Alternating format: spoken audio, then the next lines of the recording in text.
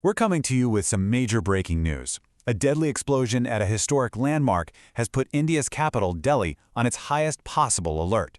So we're going to break down exactly what happened, the critical connections that investigators are already making, and what this all means for the city right now. Following a powerful blast in what's supposed to be a high-security zone near the iconic Red Fort, you can just feel it. An atmosphere of tension and uncertainty has fallen over Delhi. For millions of people, the city is absolutely on edge. And the human cost, it's just devastating. Initial reports are confirming that at least 13 lives have been lost, and many, many more are injured.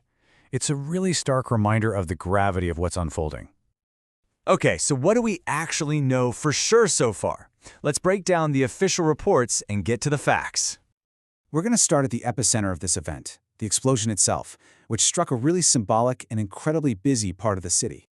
So the key details point to a car bomb, and it detonated on Monday evening right near gate number 1 of the Red Fort metro station.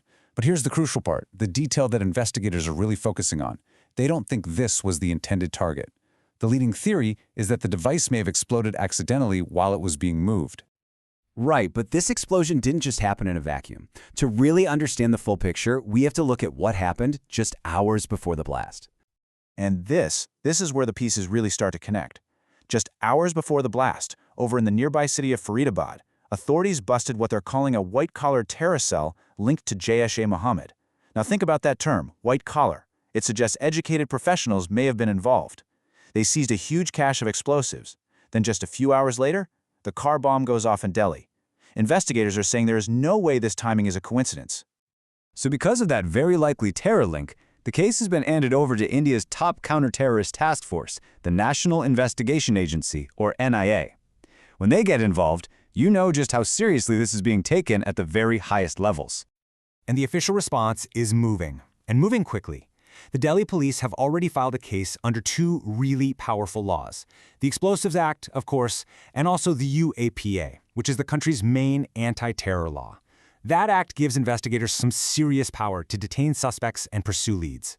With the immediate threat still a big question mark, the focus has now shifted to locking down the city and preventing any more incidents. And the response has been massive. We're talking the entire city is on high alert, with security just intensified everywhere, at markets, malls, religious places, you name it. And this isn't just about Delhi either. Key infrastructure like the airport and the metro are locked down, and alerts have been sent out to neighboring states as well. So on the ground, what does this look like? Well, it means authorities are actively monitoring CCTV all across the city, and anti-sabotage teams are sweeping sensitive locations. And of course, the area immediately around the Red Fort, including its very busy metro station, remains completely sealed off.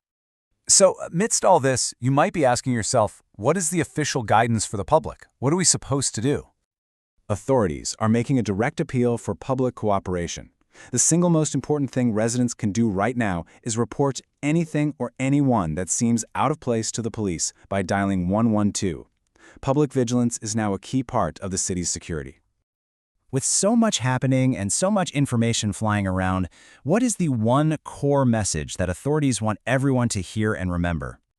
It all comes down to this: remain calm, but remain vigilant. It's a call for a delicate balance.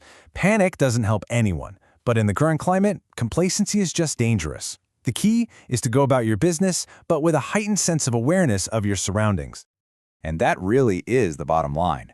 While the security forces are doing their job, the collective awareness of millions of citizens, that acts as the city's widest and maybe most important line of defense. In times like these, looking out for each other is more than just a suggestion. It becomes a shield.